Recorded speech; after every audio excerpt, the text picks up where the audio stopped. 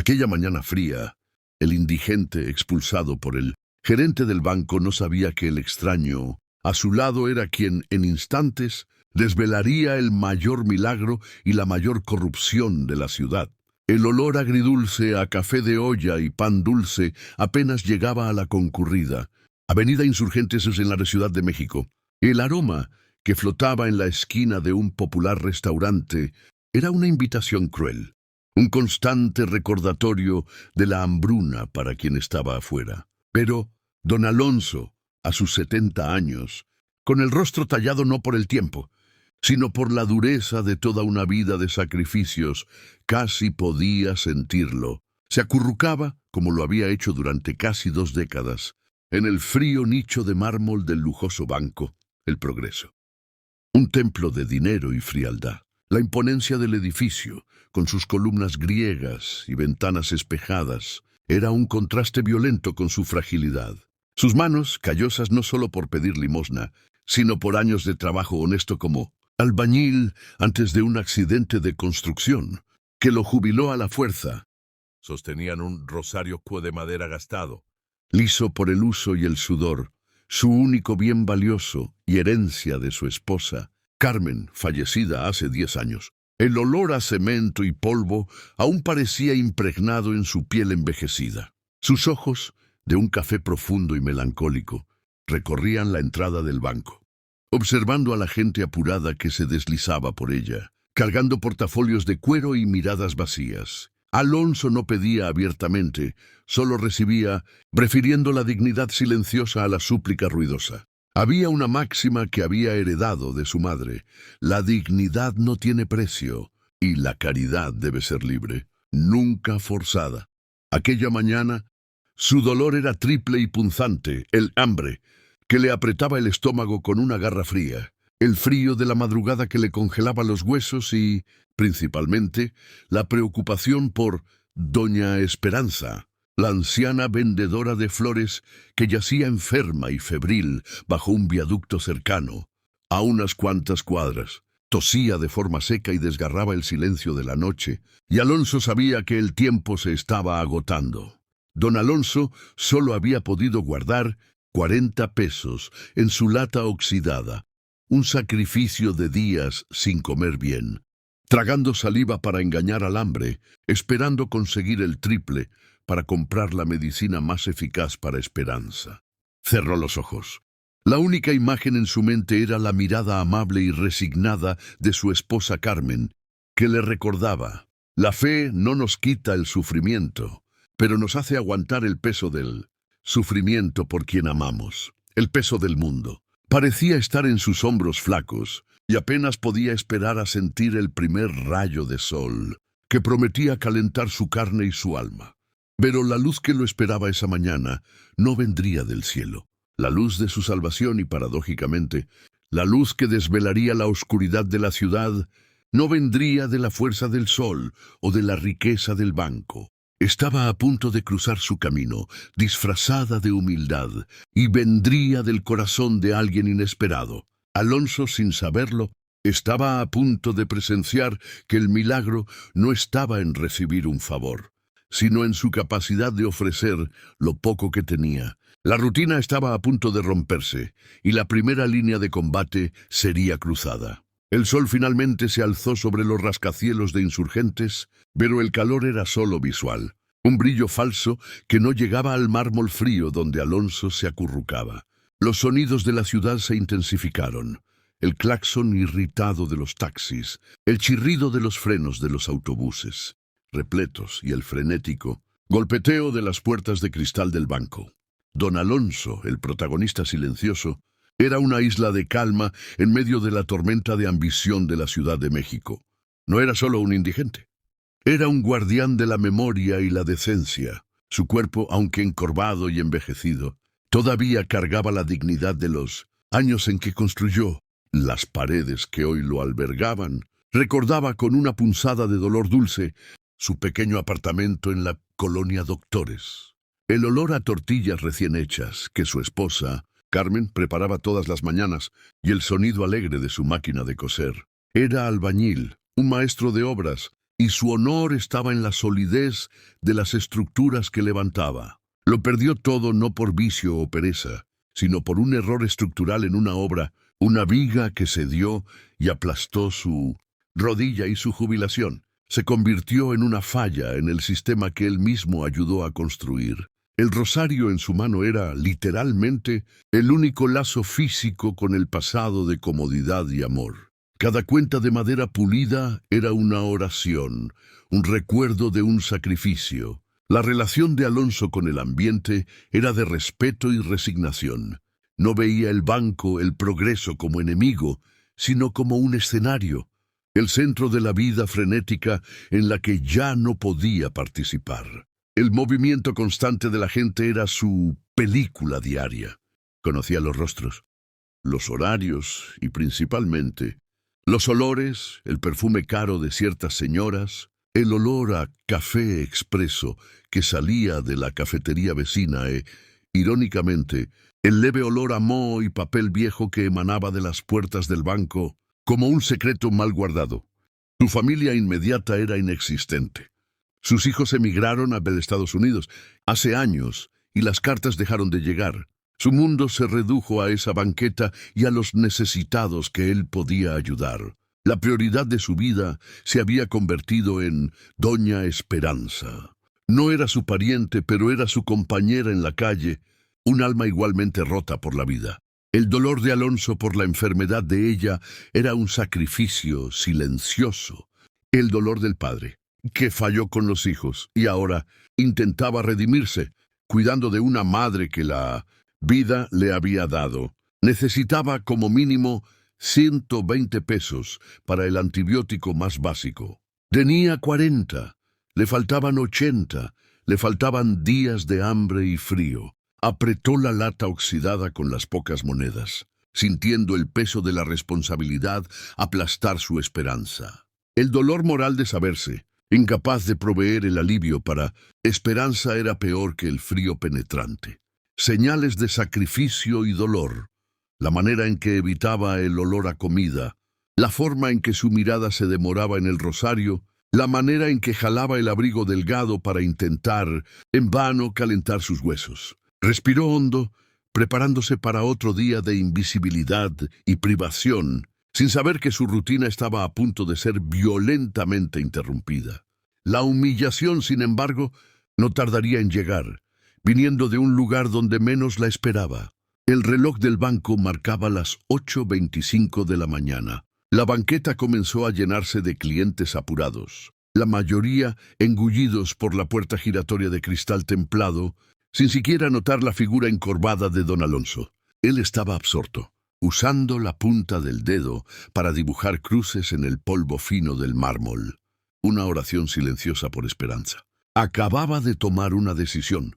Intentaría hablar con el cura de la parroquia vecina, mendigar no por dinero, sino por una carta de recomendación para el hospital público, aún sabiendo que la burocracia podría costarle la vida a doña Esperanza. El sacrificio de ese día sería no comer absolutamente nada, guardando cada centavo que consiguiera para comprar al menos un analgésico fuerte que pudiera calmar la fiebre de ella. Exactamente a las 8:30, el sonido seco y cortante de zapatos italianos sobre el mármol pulido cortó el murmullo de la mañana. Era el anuncio de la llegada del gerente Ramiro Durán, 40 años, un traje de seda azul marino que parecía costar la jubilación de Alonso.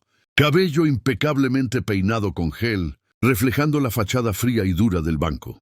Ramiro no caminaba, desfilaba, una imagen de la arrogancia corporativa y la propia encarnación de la injusticia silenciosa que gobernaba aquel barrio humilde. Venía tarde, furioso y con el rostro tenso, pues una auditoría interna sobre un desfalco multimillonario en el banco estaba marcada para la tarde. Necesitaba limpiar el banco de cualquier mancha antes de que los inspectores llegaran, y la mancha más visible para él era la miseria honesta de Alonso. Al ver a Alonso sentado en su territorio, la furia del gerente Ramiro, ya preexistente por el miedo a la auditoría, se encendió en forma de desprecio. No era una cuestión de seguridad, sino de una afrenta a su imagen de poder y riqueza. Se detuvo justo enfrente de Alonso. «Fuera de aquí, despojo. Estás ensuciando la entrada de un establecimiento serio», Ramiro gritó, con la voz aguda de quien nunca ha necesitado levantar un peso en la vida, solo el dedo. Lo peor vino después, sin aviso alguno. Tomó la lata oxidada de monedas de Alonso y la arrojó a la calle con desprecio, como si fuera basura. Los 50 pesos. De sacrificio, el ahorro de días de hambre, rodaron por el asfalto, las monedas tintineando y rebotando, perdiéndose entre las ruedas de los coches y las cunetas sucias. Un guardia de seguridad corpulento, con el rostro impasible, lo tomó por el brazo, arrastrándolo lejos, mientras Alonso, con los ojos llenos de lágrimas de humillación, solo intentaba aferrarse a su rosario. La humillación fue pública y punzante. Clientes pasaban, algunos con la cabeza baja para no presenciar la crueldad, otros con la indiferencia fría de quien ve el dolor ajeno como parte del paisaje. Alonso se arrodilló en la banqueta para recoger las monedas, una por una, sintiendo que había fallado miserablemente a Esperanza. El dolor en su alma, herida por la maldad gratuita del gerente Ramiro, era mayor que el dolor en su cuerpo envejecido. Él no sabía que, a pocos metros, los ojos más compasivos del universo observaban cada detalle, y que la verdadera suciedad, el verdadero despojo, no estaba en el mármol o en la cuneta, sino en las bóvedas del banco, donde Ramiro escondía su podredumbre. La semilla del cambio ya había sido plantada, pero por ahora la vida de Alonso estaba a punto de sumergirse aún más hondo en el sufrimiento. Su vida cambiaría, pero primero tendría que sobrevivir a la noche más fría de su alma. La tensión en Insurgentes era palpable. El gerente Ramiro, de vuelta en su oficina del 10º piso, sentía el aire denso de su propio miedo. La auditoría interna era la verdadera espada sobre su cabeza. Él y su cómplice, el director financiero, intentaban desesperadamente camuflar el desfalco, un multimillonario, un esquema atroz que desangraba los fondos de pensión de los trabajadores más humildes de la ciudad. La crueldad de Ramiro con don Alonso no era un acto aislado de maldad, sino un síntoma de su podredumbre moral, una necesidad de descargar su culpa y frustración en alguien aún más vulnerable. Mientras Ramiro se hundía en hojas de cálculo falsas, Alonso se arrastraba por la cuneta, recuperando solo 28 de los 40 pesos que había ahorrado. La pérdida era más que financiera. Era la pérdida de la esperanza, de un alivio inmediato para Esperanza. La injusticia no estaba solo en la humillación pública, sino en la percepción de que su honestidad y su sacrificio eran completamente irrelevantes en un mundo movido por la codicia. Se levantó, limpiando el polvo de su pantalón raído, y sintió el peso de la invisibilidad. Nadie lo ayudó. La ciudad lo había escupido de vuelta. Las primeras tensiones ahora no eran solo externas, sino internas. Alonso luchaba contra la rabia, un sentimiento que él, un hombre de fe, consideraba un lujo destructivo.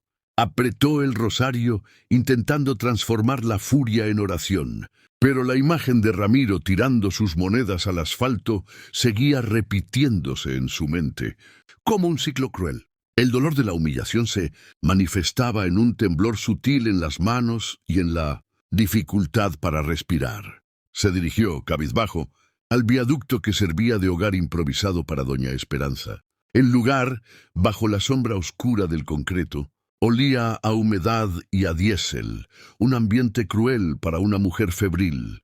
Al encontrarla, la pequeña injusticia sufrida por Alonso se transformó en una gran amenaza. Esperanza estaba peor. Su respiración era superficial y rápida, y ella deliraba, murmurando el nombre de su nieta, de Isabel, que vivía en otra ciudad y dependía del dinero que Esperanza enviaba para pagar exámenes médicos esenciales. La pobreza de Alonso, hasta entonces una lucha personal por su supervivencia y dignidad, escalaba para convertirse en una amenaza mortal para la única persona que él amaba, incondicionalmente en ese momento. Se sentó a su lado sintiéndose aplastado. Lo poco que tenía no bastaba. El sacrificio de su hambre era inútil si no podía salvar a Esperanza. La tensión aumentó cuando se dio cuenta de que necesitaba al menos 200 pesos para una consulta de emergencia. Y la única fuente de ingreso, el banco, era ahora el lugar que le había negado incluso el derecho de sentarse a la sombra. La semilla de la intervención, sin embargo, estaba a punto de ser plantada. Aunque Alonso se estaba hundiendo, una nueva y extraña figura estaba acercándose a Insurgentes, lista para colisionar con el destino del indigente. El resto de la mañana fue un descenso lento y doloroso. La noticia de la auditoría interna comenzó a circular por los pasillos de El Progreso, y el gerente Ramiro, sintiendo que la soga apretaba su cuello, intensificó su paranoia y crueldad. Pasó todo el día al teléfono, gritándole a su cómplice sobre la necesidad de destruir todos los rastros de sus desvíos, especialmente aquellos relacionados con los fondos de pensión, el crimen más grave. La escalada emocional de Ramiro era el espejo de su declive moral. Para don Alonso, el dolor se volvió físico nuevamente. El guardia de seguridad, bajo órdenes directas y rabiosas de Ramiro, no permitió que regresara al nicho del banco. El mármol frío, que al menos absorbía algo del calor del asfalto, le fue negado. Alonso fue forzado a sentarse en la cuneta, en la banqueta opuesta, donde el frío era más intenso y el ruido de los carros más ensordecedor.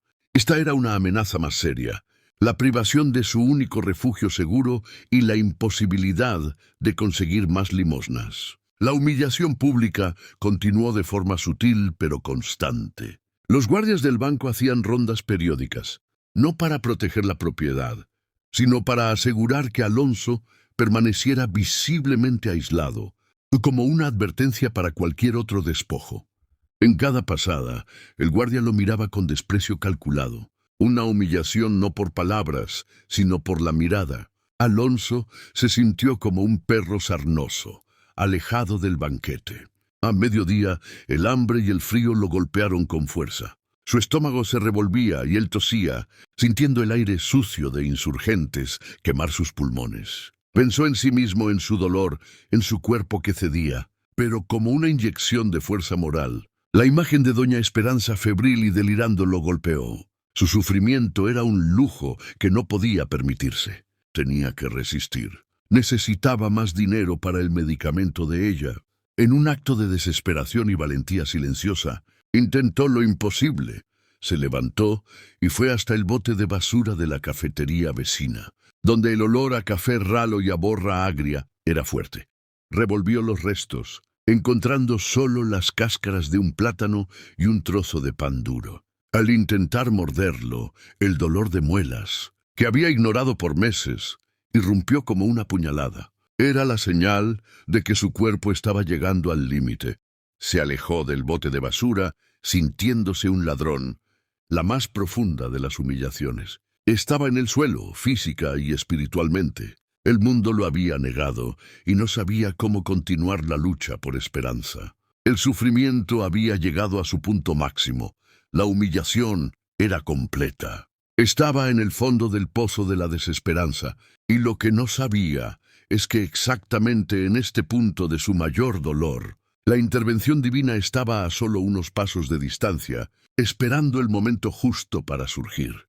La tarde se arrastraba sobre don Alonso como una carga de plomo. Aquel día, planeado para ser de un sacrificio productivo en pro de doña Esperanza, se transformó en una acumulación de pérdidas. Alonso estaba ahora financieramente quebrado, con solo los 28 pesos recuperados, notoriamente insuficientes para cualquier tratamiento digno.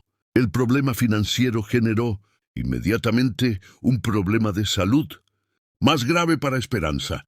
El tiempo estaba jugando en su contra, y cada minuto que pasaba sin medicamento aumentaba el riesgo de una neumonía fatal. Además de la amenaza a la vida de Esperanza, el problema social de Alonso se solidificó. No era solo el indigente, era el indigente expulsado.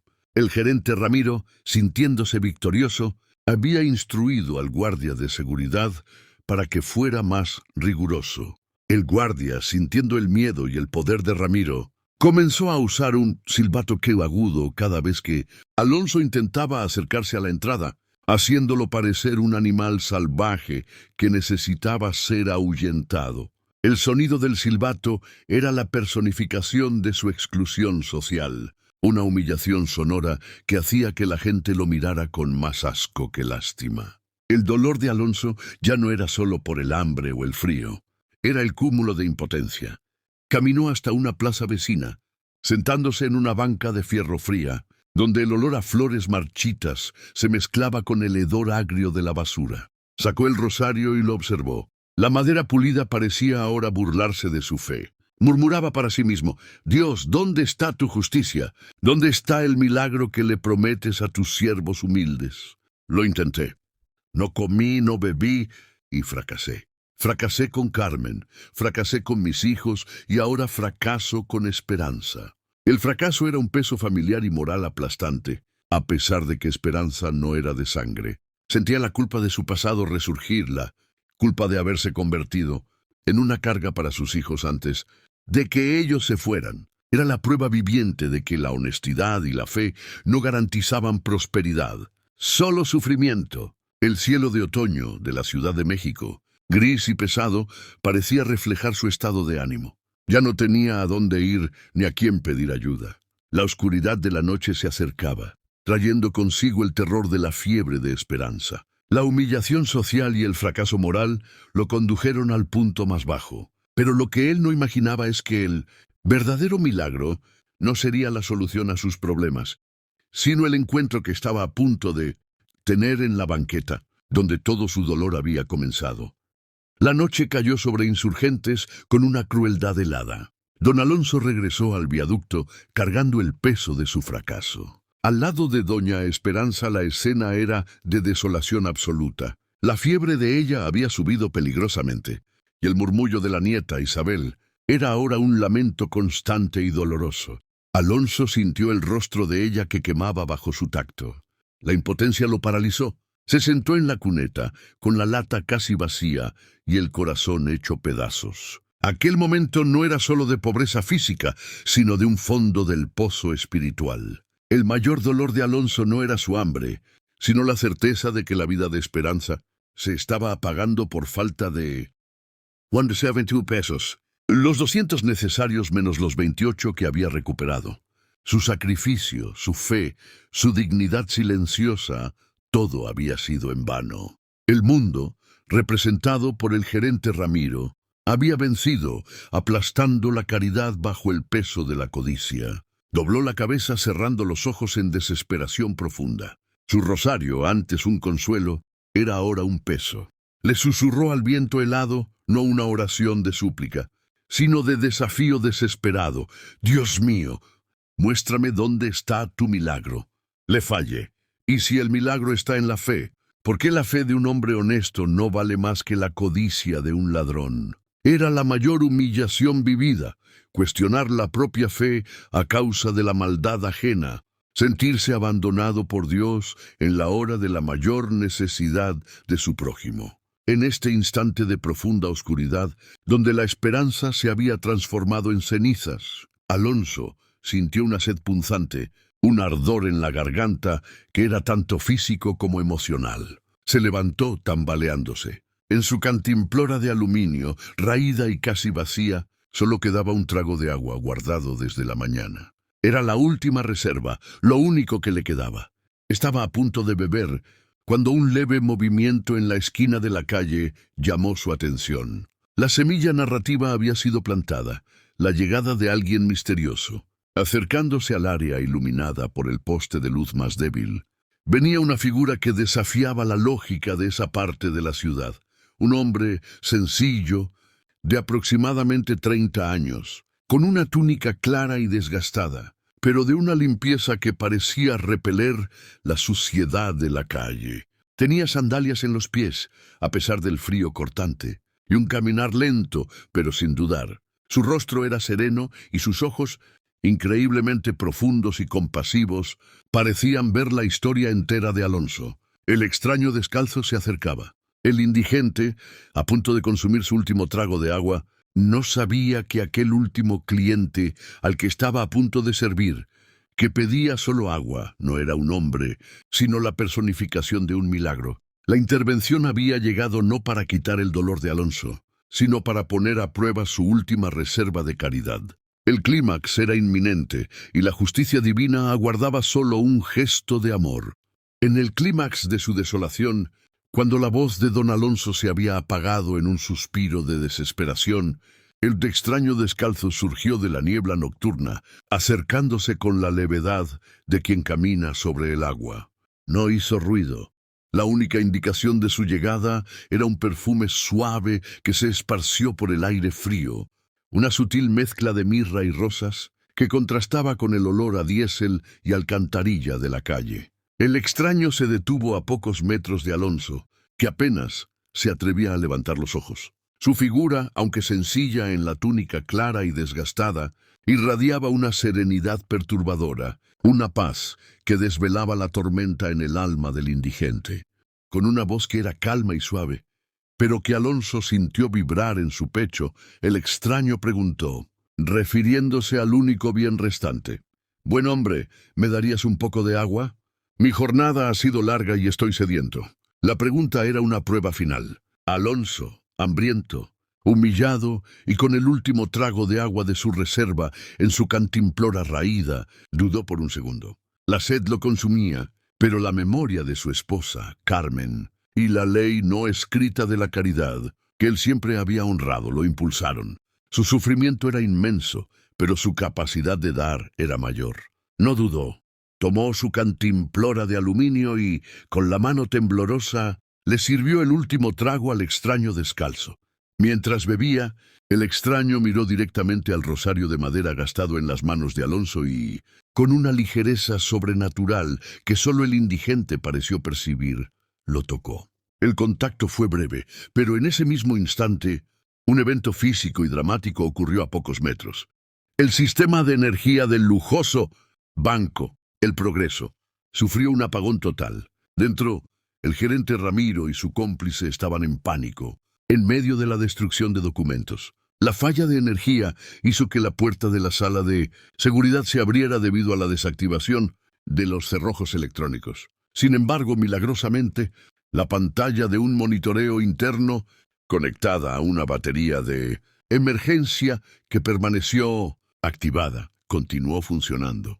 Esa pantalla exhibía en repetición y la imagen del gerente Ramiro Dur en su oficina, destruyendo cajas y cajas de documentos que probaban el desfalco en los fondos de pensión. La señal divina había sido dada. La justicia, hasta entonces ciega, ganaba visión a través de una falla eléctrica orquestada. El extraño estaba a punto de sellar la intervención, transformando el sacrificio de Alonso en el catalizador de la revelación y de la justicia. Lo que ella no sabía era que el milagro no vendría del cielo, sino de una mirada de compasión que obligaría a la verdad a salir de la oscuridad. Esa madrugada, el corazón de Isabela no dejó de latir por el cansancio, sino por la crueldad de una injusticia que la arrastraría al fondo del pozo, solo para descubrir que era ahí, en la desesperación más profunda, donde habitaba la verdadera fe. El aire gélido y pesado del Hospital de la Caridad de Monterrey olía a desinfectante fuerte y a café frío, recalentado hacía horas. Una rutina amarga que durante 5 años había sido el único mundo de Isabela Ruiz. A sus 38 años, viuda y jefa de enfermeras de la UCI pediátrica, se movía por los pasillos de piso helado con la familiaridad de quien pisa un campo minado, sintiendo a cada paso el peso de las vidas que dependían de su atención ininterrumpida. Sus zapatos blancos, impecablemente limpios a pesar de las largas jornadas, apenas hacían ruido en el silencio espectral de las 3 de la mañana. En el bolsillo superior de su bata, blanca, pero con las marcas de incontables lavadas, llevaba el tesoro de su vida, una fotografía gastada de su esposo, Miguel, y un dije de cruz de plata, herencia de su madre. El metal frío de la cruz era su único refugio, apretado firmemente en la palma de la mano cada vez que el pitido constante y rítmico de los monitores cardíacos se hacía eco de la fragilidad de la vida. Isabela cargaba en los hombros el peso no solo de sus turnos dobles, sino del destino de su pequeño Mateo, de 10 años, cuya respiración siempre parecía un esfuerzo penoso. El niño luchaba valientemente contra una fibrosis quística, una enfermedad cruel que requería medicamentos carísimos, importados, que drenaban no solo su cuenta bancaria, sino cada gota de su energía vital. Ella era una fuerza de la naturaleza movida a café aguado y amor incondicional. Su sacrificio era silencioso, hecho de privaciones. Apenas comía. Sus únicos lujos eran los botes de yogur que reservaba para Mateo y las pocas horas de sueño que robaba antes de volver al Hospital de la Caridad. Su vida era una demostración de honestidad inquebrantable, una muralla moral construida sobre el dolor de la pérdida y el deber de la maternidad. Pero esa noche, mientras la niebla fría de Monterrey besaba los vidrios de la UCI, Isabela no sabía que el enemigo más cruel no usaba bisturí, ni traía la muerte de fuera. Usaba una bata blanca que prometía cura, y estaba a punto de maquinar una trampa fría y calculadora para destruirla. Su virtud, descubriría, era la mayor amenaza para el sistema de corrupción que la rodeaba. La madrugada avanzaba, y el olor a angustia de la UCI pediátrica parecía intensificarse. La rutina estaba a punto de romperse por algo que ella vería, pero que no debió haber notado, y que la conduciría directamente al camino de la injusticia. El día siguiente amaneció con un peso diferente en la Ciudad de México. La noticia del escándalo en el banco El Progreso arrasó los periódicos y noticiarios bajo el título explosivo: «Os el milagro del indigente y la corrupción del banco».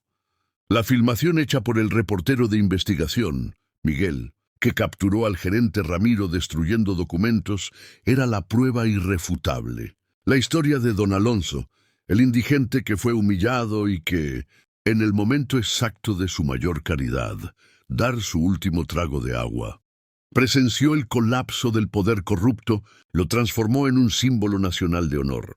El agente Ramiro Durán, que intentó huir del banco con maletas llenas de documentos falsificados, fue arrestado en la puerta, enfrentando una larga e inevitable sentencia por fraude y desfalco en los fondos de pensión de los trabajadores más humildes. El crimen que intentó esconder en la oscuridad fue revelado por la luz de la compasión de Alonso. El castigo de Ramiro no fue solo la cárcel, sino la pérdida total de su dignidad social. La redención de Alonso comenzó de forma práctica e inmediata. Primero llegó el milagro de la curación de Doña Esperanza. La noticia de la humillación y el acto de caridad de Alonso movilizó una ola de solidaridad. Una donación anónima y cuantiosa llegó al hospital que la recibió, permitiendo que tuviera acceso no solo al medicamento necesario, sino también a una cama cómoda. En pocos días la fiebre cedió, y ella se curó rápidamente,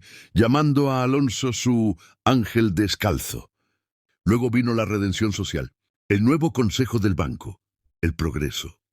Avergonzado y buscando desesperadamente restaurar la imagen de la institución, le hizo una propuesta inédita a don Alonso. No le dieron limosnas, le ofrecieron dignidad. Alonso recibió el alquiler de un pequeño kiosco de café en la entrada del banco, que antes era un puesto de revistas. Él sería el dueño, con todo el apoyo para comenzar. Su vida fue transformada. Salió de la cuneta a la dignidad del trabajo honesto. El viejo albañil, cuyas manos construían paredes, ahora construiría puentes de esperanza. Más importante que el dinero fue el cambio de la angustia por la compasión activa. Alonso tenía un nuevo propósito, pero la lección final y la moral de la historia necesitaban ser eternizadas. En su último acto de servicio, el ciclo de justicia estaba casi completo. La transformación de don Alonso no se dio solo por la riqueza material que recibió, sino por la dignidad restaurada y el nuevo propósito que el tono de mirra y rosas del extraño, descalzo, le había dejado. Alonso usó su nuevo kiosco de café en la entrada de El Progreso, rebautizado como el Café de la Esperanza. No como un negocio, sino como un ministerio de la compasión. Su primera y más importante regla era el primer cliente del día, y cualquiera que llegara visiblemente necesitado eran servidos gratis. Servía el café de olla, perfumado con canela y berry piloncillo, panela. El mismo olor agridulce que antes le era un tormento, ahora se convertía en un bálsamo. Lo servía en tazas sencillas, recordando la sed del extraño descalzo. Su vida era la prueba viviente de que el verdadero milagro no estaba en recibir la justicia, sino en vivir la misericordia. Cambió la venganza por el perdón y la humillación por el servicio. Los clientes del banco ahora se detenían a hablar con él, no para darle limosnas, sino para escuchar su historia. El reportero Miguel transformó la historia de Alonso en una serie de artículos, documentando cómo la fe de un hombre humilde había sido el catalizador que expuso la maldad institucionalizada. La reflexión moral era clara y resonaba en toda la avenida Insurgentes. La verdadera riqueza y la verdadera santidad no están en las cuentas bancarias, en los trajes de seda o en el mármol pulido, sino en la manera en que tratamos a los más vulnerables. La codicia y la crueldad del gerente Ramiro fueron desveladas por un simple vaso de agua ofrecido en el momento de mayor privación. La historia de Alonso comprobaba que la fe de un hombre humilde, dispuesta al sacrificio, siempre vence a la avaricia. Alonso jamás olvidó la mirada del extraño.